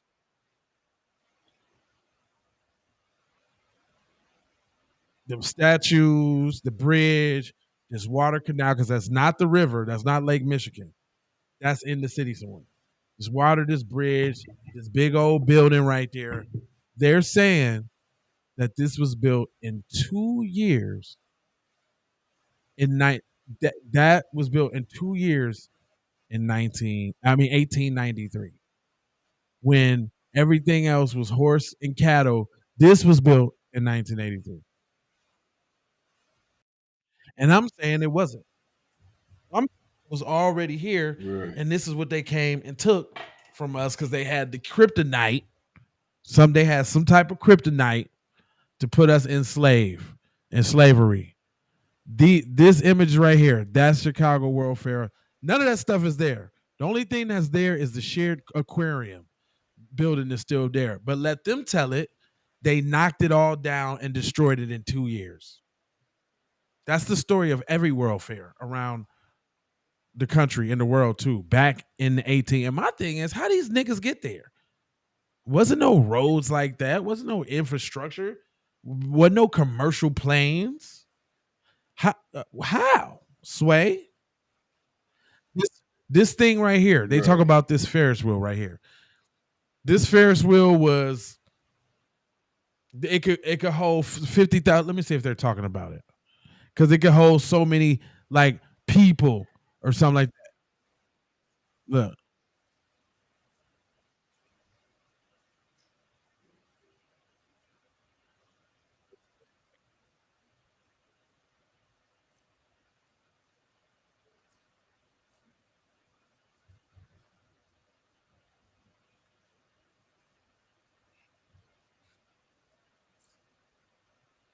Oh, they got no volume on the joint?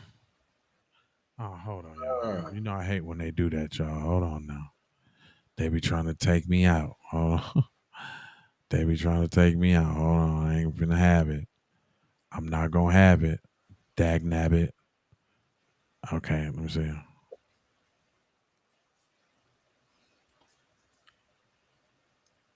You still ain't got the volume on the phone? No. Okay, hold on. I hate when they do that. We're gonna bring it on out and we're gonna bring it on back. Hold on real quick, y'all. I'm gonna do it like this. He said I know they lying. That's what I'm saying.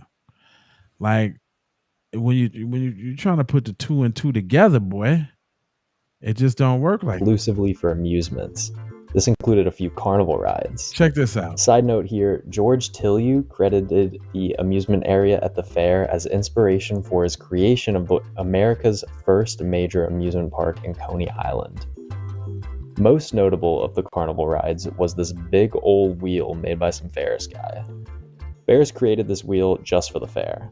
The huge structure was 264 feet high with 36 cars that could hold up to 60 people each, giving a total capacity of 2,160 people. They built this in 1893, fam. Right. I don't believe that. You know what Chicago looked like in 1893? 1893. I'm gonna pull up 1893 Chicago. 1883 Chicago, like a map. And you're gonna tell me that the people. Now this is Chicago during that time. Chicago as a city looked like that. So you saying that y'all built all that other stuff in 2 years and then tore it all down? Stop it. Stop. This the whole Chicago. That's it. So y'all took 2 years to build that without making the city up? Come on, man. Somebody's lying here. They did this in 1893. Look at the rest of the city, though. How y'all make them build? Look, this the rest of the city. The only modern things is that? Come on, fam. Y'all need to get y'all priorities together. Or y'all didn't do it. Or they was already there and y'all stole it. Y'all had to steal that from people. Because you ain't do it. The world's first moving walkway was introduced with 2 options, a seated division and a standing or walking moving division. Walkway in 1883? Powered by what? That was a steam engine?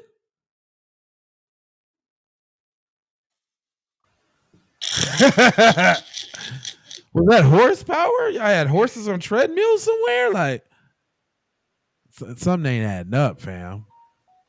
Something ain't adding up. It ran in a loop down the length of the pier. Fare was 5 cents. It could seat 40,000 people and had multiple tracks with different speeds. The US collaborated with Spain to construct life-size reproduction of Christopher Columbus's 3 ships, the Nina, the Pinta, and the Santa Maria.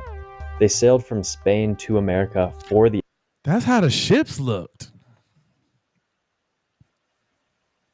the exposition and were a popular exhibit. Mobile, which is impressive considering practicality still seems to be an issue. Look at all of this technology they claim. Oh, the battlegrounds for the war. How was it lit up, fam? How was it lit up like that in 1893, fam? They had electricity, right? Nigga, they barely had light bulbs. Hold on, damn. Yep. I know what you're doing. Go right for it. Yep. Go right for it. Yeah, hold on, fam. Man, they barely had running water, plumbing and running water then, fam. But you mean to tell me they had this rigged up for light? Look at that statue right there in the front. Somebody built that in 2 years? So they built this, the water canal, the lighting, and all of that infrastructure in 2 years? Well, I'm just saying, if you build in there, how long did it take to do pyramids and all of that? More than 2. Oh yeah, look, they talking about Ben Franklin did all his joints 1752 and all of that. 1775, 1791. Commercially available until the 60s. Nah, fam. Look, they said invented the electric motor. That was in 1821. Electrical circuit, 1827. Okay. Remember, they were stealing stuff. Electrodes illuminated with ultraviolet light created the electric sparks. That's 1887. Okay. And now in 1893, they got buildings built with electricity in them? No. Where's the grid, TZ? I don't think you need a grid for the independence. You're only trying to light that up. You're not trying to light up a whole city. The whole thing is the whole city is lit up. Look at that. How long? How big is that though? Like how big was the World's Fair? Like you have to get some type how of. Big that is. Hold on. I'm saying there's some lying going on, but I'm saying listen, you can't be like we were such a great people and we invented all this wonderful stuff way before everyone else and we've been doing this and that, and then all of a sudden how'd y'all do that? Where'd y'all get that from? I'm saying they didn't do it. We already know that. You done stole whatever. But what you're saying is, I know what you're saying. You saying extraterrestrials came and did it. I'm saying, let me clarify. No. Oh, okay. Extraterrestrials came and did it. I'm saying that we was already on that. Yeah, I'm saying 100%. That was us, and they took it. They stole it. Oh, okay, yeah. I'm saying this was us, and they took it and stole it from us. I'm saying they didn't build none of this shit because it was already there. Like that's our stuff. Like that was our kingdom, our shit like that, and they destroyed it. Really embody the dreams and they didn't build that. They didn't build them statues and all of that, and not because they say this happened in 2 years. That's my thing. And then I'm like, was it the safest? Is that just paper mache? Was it lighting the booty? You know what I'm saying? Is it really? They don't care about they people. So was it really a safe structure? They tried to say it was all of that, but man, please, you ain't no paper. You can't paper mache no goddamn statues and set them on top of no damn building. How you can do that? Hold on, look, you ain't looking at it. Look at that. I'm saying this is the World's Fair. This is it. Hold on, fam. That's paper mache. Hold on. We know hold on, fam. We know liars. We know pictures. How you can fake the movie plot in the scene. How you can make it look like you in a spaceship and you was really in your garage and you built it out of. You saying that's paper mache? With the water in there? I'm saying if you don't have no history of seeing a gang of Negroes building that, I'm saying that's the flimsiest flimsy. I'm saying multiple people probably died at all of these world fairs. No, this is a good one too. This is very good. I'm saying there was plenty of deaths at these world fairs, P. I'm saying plenty of people was dying. You wasn't invited to it. No. So there's not going to be no Negro cosigns. Hold on.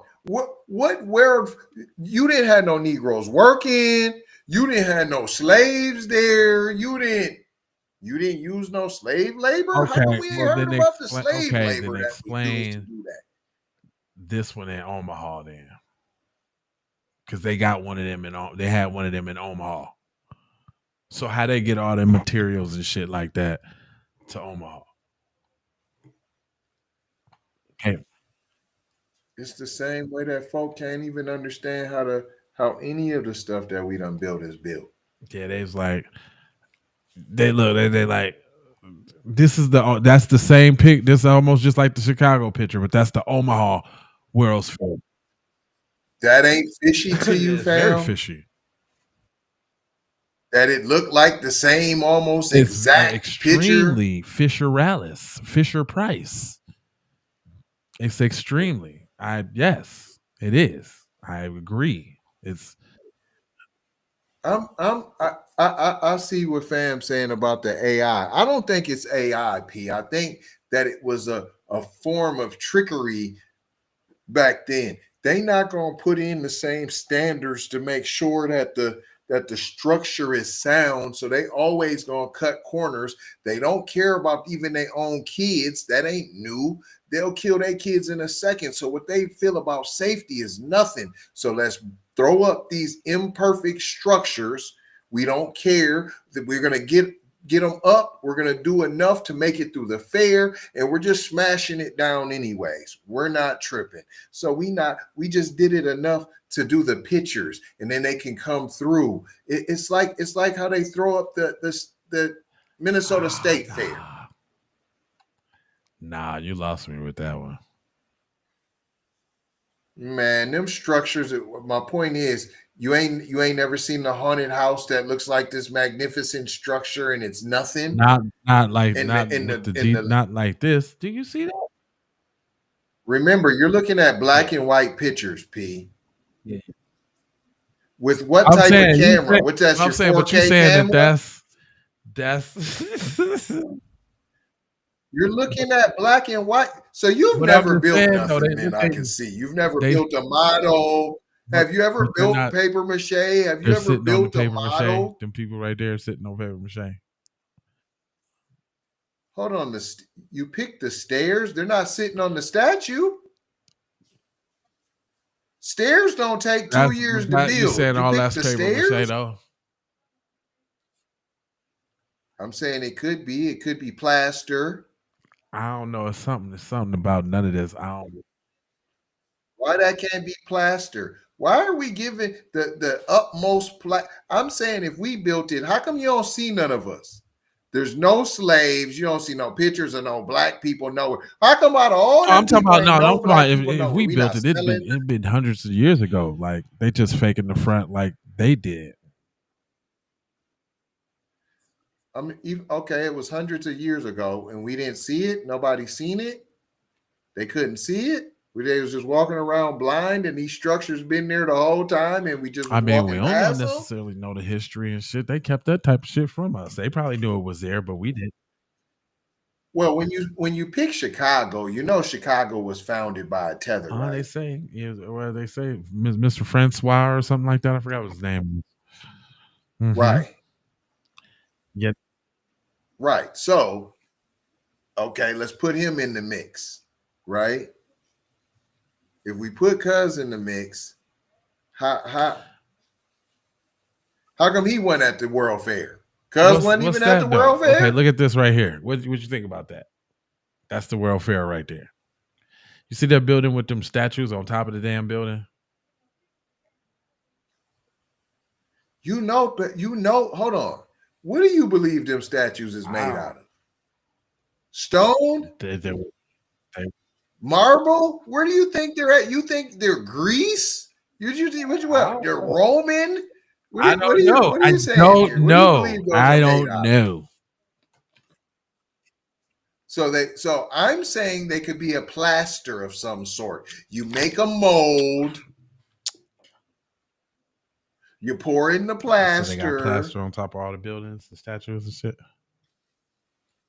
I'm not giving them stone, P. And I don't think that Negroes was included in the building, P. I think this was something for male only. They threw it up, P. It's not even solid structures. It's fake. That's what I'm saying. Well, that's a grandiose fake. Look at that big grand fake. You just made London, fam. You threw up London. You threw up Venice, P. Hold on. How come they real boats don't even look that good? That ain't. Okay, where'd that boat come from? You said that looked like a $1 million lot. I said, look at this right here. What you think? The fountains and fam, you looking at the fountain. I'm looking at the boat, fam. Oh, hold on. That ain't a boat right there? I think we're looking at the water. No, that's not. No, them not boats. fountain. Nah, them ain't boats. See, I'm like, them ain't marble. The Them ain't, buildings and you know shit. what I'm saying? Them is You plastic. don't think the buildings and shit and the statues and the obvious and all that? Man, I don't, fam, I can't give them credit like that. You see the people standing right there? Yep. So all of that is just paper mache. Paper mache. Thin, fam. I promise you. Okay. Where's the Negroes at? Where's the Negroes at? This is what I'm saying. Where's the Negroes at, P? Where we at? He said, I don't know. He said, but I don't know because I've seen pictures of this stuff in real life when I was little. Nah, pictures. You only seen pictures though, right?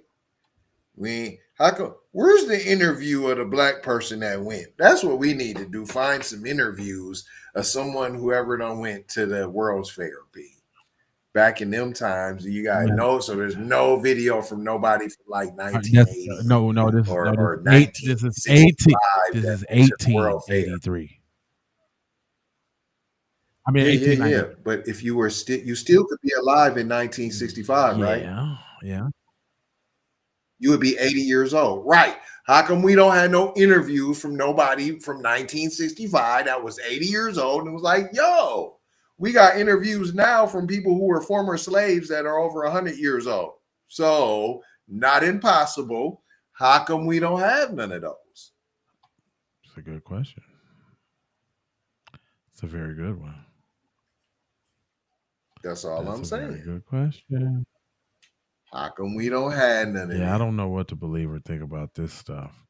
If anything. But it's all discussion worthy, though. Very much so. Chicago's World Fair Tower French facade.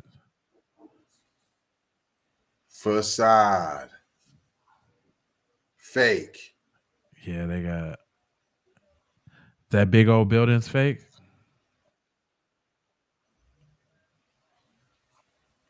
Hold on. So, what do you believe that is? Stone? That's what I'm trying to figure out. What material do you believe that is that it would have to take so long? I'm saying that is never stone. You're saying it's popcorn? I'm saying it's never stone. Okay. Well, then if it's not stone, all right. I don't think they could still build that in 2 years, even if it wasn't stone. If it was paper mache, you putting that up today. It's going up today. Okay. All right. Well, look, we ain't gonna hold y'all, but we gonna moji folk, just scold you about being on code. Took a little road, you know what I'm saying, down. I don't know how we ended up here, but that's all right. They like I don't know how we ended up here, but this is what we was talking about. We was talking about the Delectable Negro. Cuz hit him with the J965. We had to go down this little road real quick. But go ahead, subscribe for the vibes, like for the spike, comment your vomit, share if you care about getting black empowerment everywhere. Please do that on the platforms that we own, Jones. And just to bring it all the way home, I've got love, peace, blessings, and maloha, because I'm a D-door high for sure high. You already know her.